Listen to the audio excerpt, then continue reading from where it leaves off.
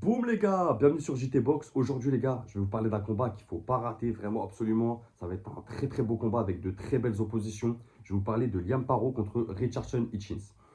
C'est deux invaincus, gaucher contre droitier, deux talents, deux styles différents, deux garçons aux capacités vraiment hors normes. Liam Paro les gars contre Richardson Hitchins, vraiment c'est un combat à pas louper. Ça sera à Puerto Rico samedi 7 décembre. Ça sera dispo sur DAZN promoteur Matchroom Boxing et Universal Boxing, donc des garçons qui savent ce qu'ils font. Une défense de titre IBF pour Liam Paro, sa première défense de titre chez les super légers en moins de 67 kilos. Dans le sondage, les gars, on était sur un combat très équilibré quand même. Vous voyez ça, pas du 50-50, mais du 45-55% pour Hitchins. Donc je le conçois parfaitement, je suis d'accord avec vous, ça va être un combat très disputé, très équilibré. C'est deux garçons, vraiment deux boxeurs, vraiment, vraiment incroyables. Donc Liam Paro, les gars, boxeur australien, top 3 mondial, top 1 australien, champion IBF depuis juin 2024, 25 combats, 25 victoires, 0 défaite, 0 match nul, 15 victoires avant la limite, c'est pas un puncher.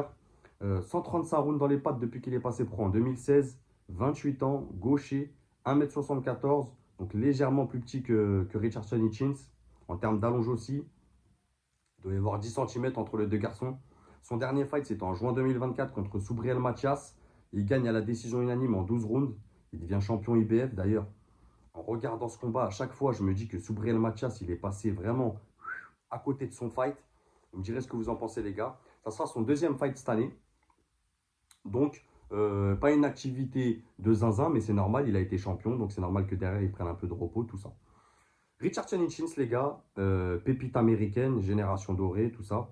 Boxeur américain, top 9 mondial, top 4 américain, top 1 IBF, donc challenger officiel, 18 combats, 18 victoires, 0 défaite, 0 match nul, gros client. 7 victoires avant la limite, c'est pas un puncher, c'est un technicien. Il a 118 rounds dans les pattes depuis qu'il est passé pro en 2017, 27 ans, droitier, 1m78, son dernier fight. C'était en avril 2024, les gars, contre Gustavo Lemos, qui gagne à la décision unanime en 12 rounds. Alors, je sais que ce combat a été difficile pour Richardson Hitchins. Je l'ai vu en live, les gars, je m'en rappelle. Gustavo Lemos qui lui a vraiment rentré dedans, qui a cassé la distance, qui était très agressif, qui ne laissait pas s'exprimer. Richardson Hitchins, il a trouvé la solution au fil des rounds, mais vraiment, c'est un combat difficile pour Richardson Hitchins. Et ça lui a permis de prendre en expérience, je pense, contre des profils comme ça. Liam Paro, les gars, c'est un gaucher qui reste à distance. Gros travail de bras avant, que ce soit en prise d'info ou même son jab avant pour derrière rentrer, casser la distance avec son bras arrière, que ce soit corps ou face. Vraiment, il varie beaucoup les zones de frappe avec des grosses combinaisons de 3, 4, 5 coups corps-face. C'est vraiment impressionnant à voir. C'est un très très bon boxeur, les gars. Euh, c'est une bonne défense. C'est pas une défense de zinzin, tu vois, mais il accompagne bien les coups, il est bien sur ses appuis, bien sur ses jambes. C'est un boxeur dynamique, c'est un gros cardio, c'est solide. Donc vraiment, vraiment bon boxeur. Maintenant les gars, Richardson Hitchins, c'est un boxeur qui va rester à distance. C'est un contreur un peu à la Philichelle, l'école américaine. C'est un jab rapide, un jab précis qui touche, vraiment qui gêne, qui dérange. C'est très intelligent, c'est quelqu'un de très patient. Il va t'analyser pendant 2-3 rounds, à chercher une faille vraiment, avec un gros coup d'œil et un gros sens du timing. C'est un technicien, donc, donc il va se déplacer, il va t'envoyer des jabs, ça va être une galère sur le ring. Richardson Hitchins, s'il arrive à imposer son rythme et pour dérouler sa boxe, ça devient un cauchemar. Vraiment, c'est ce genre de boxeur tellement technique que tu n'arrives plus à le toucher. Il t'envoie des coups, tu ne sais pas d'où ils arrivent, tu te prends des contres, tu deviens zinzin à essayer de le toucher et tu t'enfonces encore pire pendant que lui il trouve encore plus de solutions. Donc c'est un gros cardio aussi. Il construit très très bien ses rounds, grosse intelligence de ring, grosse intelligence de gestion de ring, grosse récupération aussi. Vraiment, et ça débite aussi, hein. Mais ça débite moins, mais plus précis. C'est quelqu'un qui va être beaucoup dans la précision. Donc pour moi, les gars, mon prono, ça sera Richardson Hitchins à la décision. Je pense que techniquement, il est largement au-dessus.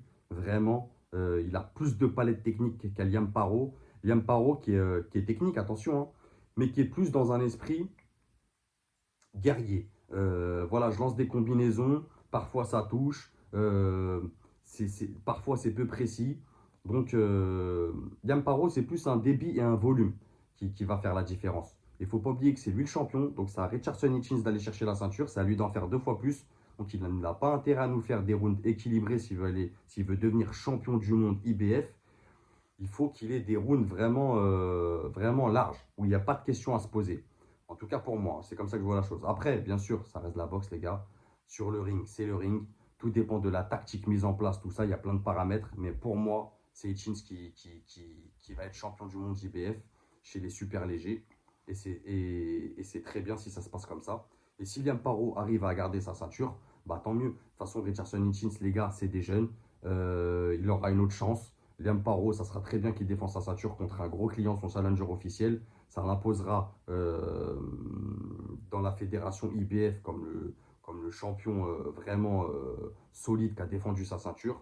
Donc moi je vous dis les gars, vraiment ce combat, je suis impatient d'y être. C'est un combat à pas louper. Comme je vous ai dit sur la miniature, vraiment ces deux boxeurs, ça va être une dinguerie niveau technique. On va prendre des notes les gars. Vraiment on va prendre des notes. Ça va être un très très beau combat.